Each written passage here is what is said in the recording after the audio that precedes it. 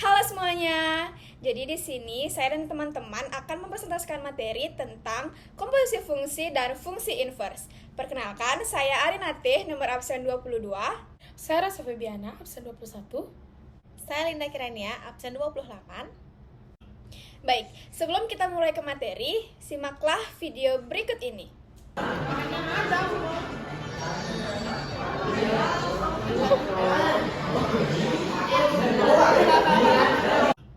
Oke, setelah kalian menyimak video tadi, apakah video itu merupakan fungsi atau bukan?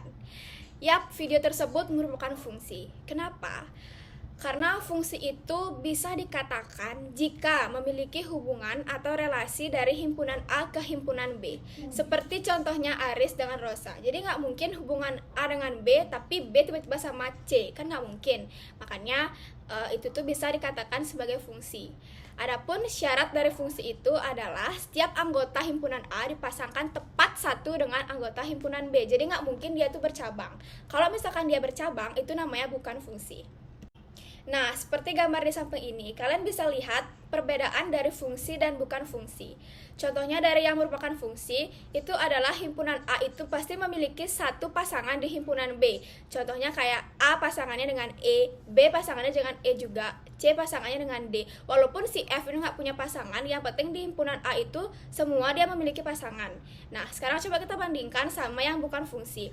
Di himpunan A itu kan ada yang memiliki lebih dari satu pasangan. Contohnya kayak A sama E, A juga sama F. Jadi itu bukan merupakan fungsi. Baik, di sini selanjutnya saya akan menjelaskan juga tentang cara penyajian fungsi.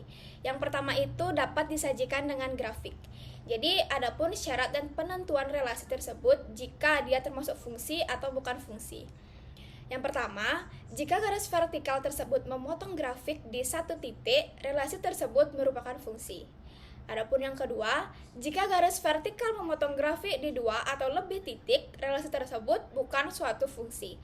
Contohnya seperti gambar di samping, diberikan persamaan garis Y sama dengan X kuadrat min 4. Misalkan X itu sama dengan 2, maka diperoleh titik potong sebagai berikut. Y sama dengan X kuadrat min 4. Jadi setiap ada X diganti dengan 2, jadinya 2 kuadrat min 4. 2 kuadrat itu 4, jadi 4 kurang 4 sama dengan 0. Maka bisa kita tuangkan ke dalam grafik seperti gambar di samping.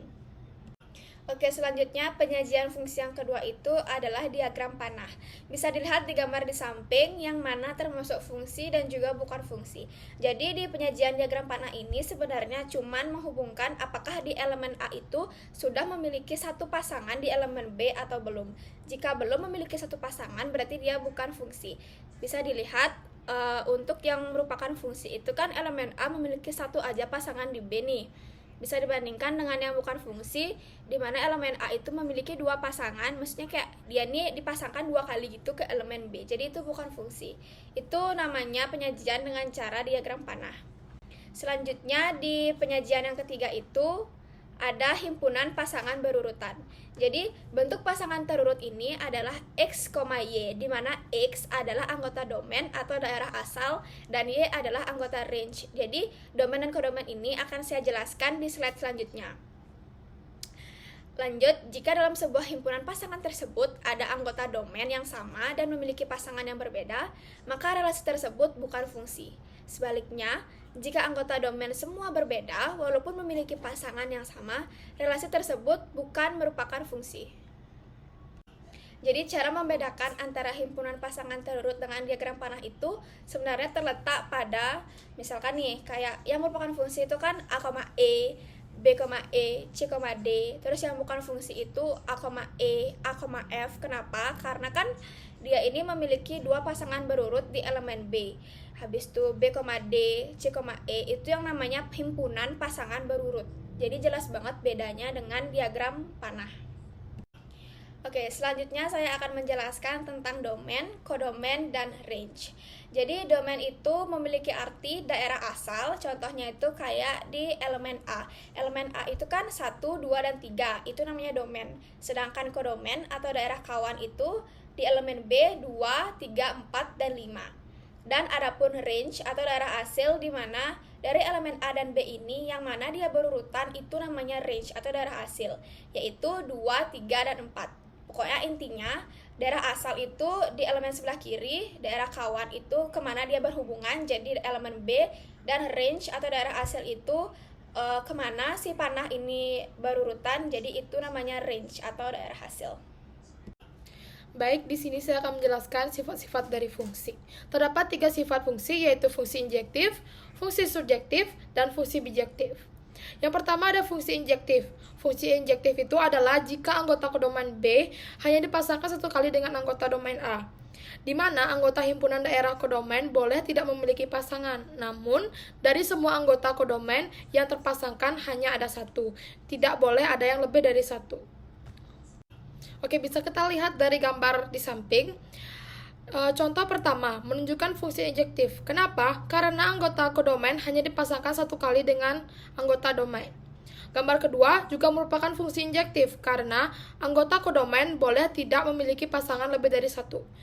Namun, foto ketiga bukan termasuk fungsi injektif, karena terdapat kodomain memiliki pasangan lebih dari satu, dan terdapat 2 anggota yang tidak memiliki pasangan. Selanjutnya, ada fungsi surjektif. Fungsi surjektif yaitu fungsi yang dimana anggota kodomainnya boleh memiliki pasangan lebih dari satu, tetapi tidak boleh ada anggota kodomain yang tidak memiliki pasangan.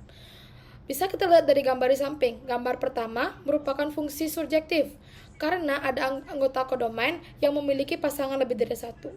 Gambar kedua bukan merupakan fungsi surjektif, karena ada anggota kodomainnya yang tidak memiliki pasangan. Selanjutnya ada fungsi bijektif. Fungsi bijektif merupakan gabungan dari fungsi injektif dan fungsi surjektif. Pada fungsi bijektif ini, semua anggota domain dan kodomain terpasangkan tepat satu. Kita lihat dari gambar pertama, itu merupakan fungsi bijektif karena semua anggota domain dan kodomain terpasangkan tepat satu-satu. Namun di gambar kedua bukan merupakan fungsi bijektif karena ada anggota domain yang terpasangkan lebih dari satu. Selanjutnya ada operasi fungsi. Operasi fungsi meliputi penjumlahan dan pengurangan fungsi dan perkalian dan pembagian fungsi. Yang pertama saya akan menjelaskan penjumlahan dan pengurangan fungsi. Diberikan soal yaitu fx sama dengan x kuadrat min 3 dan gx yaitu 2x plus 5. Penjumlahan fx ditambah gx. Masukkan angka fx, x kuadrat min 3, ditambah angka gx 2x plus 5. Penjabarannya yaitu menjadi x kuadrat min 3 plus 2x plus 5 menjadi x kuadrat plus 2x plus 2, karena hasil dari min 3 plus 5 yaitu plus 2. Yang kedua ada pengurangan. Masukkan angka fx, x kuadrat min 3, dikurangi angka gx 2x plus 5. Penjabarannya sebagai x kuadrat min 3 min 2x min 5, karena hasil dari min 3 dan min 5 adalah min 8. Selanjutnya ada perkalian dan pembagian fungsi. Kita lihat dari contoh soal pertama. Diketahui fx sama dengan x min 5 dan gx sama dengan x kuadrat plus x. Tentukan hasil dari fx dikali gx. Masukkan angka fx, x min 5, dan angka gx, x kuadrat plus x. X dikali x kuadrat menjadi x pangkat 3. X dikali x menjadi x kuadrat. Min 5 dikali x kuadrat menjadi min 5x kuadrat, dan min 5 dikali x menjadi min 5x. Hasil akhirnya yaitu x pangkat 3 min 4x kuadrat min 5x, karena hasil dari x min 5x kuadrat yaitu min 4x kuadrat. Selanjutnya ada pembagian fungsi. Kita lihat dari contoh soalnya. Tentukan pembagian fungsi dari fungsi fx, x min 3, dan gx, x kuadrat plus 2x min 15. Masukkan angka dari fx dan gx-nya. Pembilangnya x min 3 dan penyebutnya x kuadrat plus 2x min 15.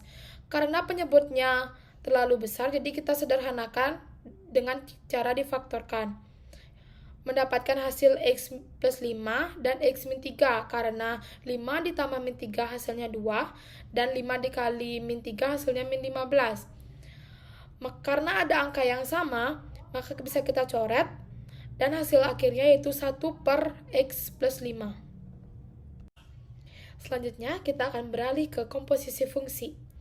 Fungsi komposisi adalah gabungan dari beberapa fungsi yang ada. Fungsi komposisi disimbolkan dengan O atau bundaran. Komposisi dari dua fungsi dinyatakan dengan f bundaran g x, di mana dibaca yaitu fungsi f bundaran g, di mana g dikerjakan terlebih dahulu daripada f. Selanjutnya ada G bundaran F, dibaca fungsi G bundaran F, di mana fungsi F dikerjakan terlebih dahulu daripada G. Nah, lalu kita lihat contoh soal berikut ini. Fx sama dengan x kuadrat min 3x min 2. Gx sama dengan x plus 2. Yang dimana setiap x pada fungsi f itu diganti dengan g. Nah, f bundaran gx sama dengan x plus 2 kuadrat min 3 dikali x plus 2 min 2. Nah, yang kita kerjakan terlebih dahulu itu yang x plus 2 kuadrat, yang mendapatkan hasil x kuadrat plus 4x plus 4. Nah, yang kedua itu kita kerjakan yang 3 kali x plus 2, yang mendapatkan hasil 3x min 6. Nah, jadi hasil dari keseluruhannya itu adalah x kuadrat plus x min 4.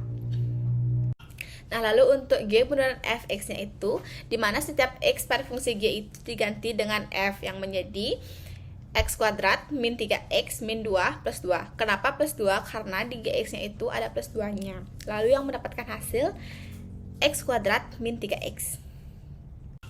Nah, yang selanjutnya itu ada fungsi inverse atau kebalikan. Jika f adalah fungsi 1, 1 dan fungsi pada bijektif, hubungan tersebut bisa dilambangkan dengan f min 1.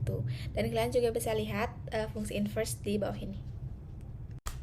Nah, yang selanjutnya yaitu ada contoh soal dari fungsi inverse. Soal yang pertama itu yaitu fx sama dengan 2x plus 5. Tentukan f inverse x. Nah, cara menjawabnya itu fx sama dengan 2x plus 5. Y sama dengan 2x plus 5. Kenapa Y? Karena setiap fx kita lambangkan dengan Y. Nah, lalu Y min 5 sama dengan 2x. Kenapa min 5? Karena plus 5 nya itu kita pindahkan ke kiri menjadi min 5. Lalu Y min 5 dibagi 2 sama dengan X. Nah, sehingga mendapatkan jawaban F inverse X sama dengan X min 5 per 2. Nah, lalu kita masuk ke soal yang kedua, yaitu Fx sama dengan X plus 5 per 2X min 6. Tentukan F inverse X. Nah, jadi cara menjawabnya itu adalah Fx sama dengan X plus 5 per 2X min 6. Nah, lalu Y sama dengan, kita tulis juga contoh soalnya, kenapa Y sama seperti tadi, setiap Fx itu kita lambangkan dengan Y. Lalu menjadi Y sama dengan X plus 5 per 2X min 6. Nah, pembilangnya itu kita pindah ke kiri menjadi Y kali 2X min 6 sama dengan X plus 5. Nah, lalu masing-masing ini dikali dengan Y menjadi 2XY min 6Y sama dengan X plus 5. Nah, lalu kita kelompokkan Y dengan Y dan X dengan X, yang menjadi 2XY min X sama dengan 6Y plus 5, dan X kali 2Y min 1 sama dengan 6Y plus 5, dan X sama dengan 6Y plus 5 per 2Y min 1. Maka F inverse X menjadi 6X plus 5 per 2Y min 1. Baik, sekian presentasi dari kami. Terima kasih. Bye-bye.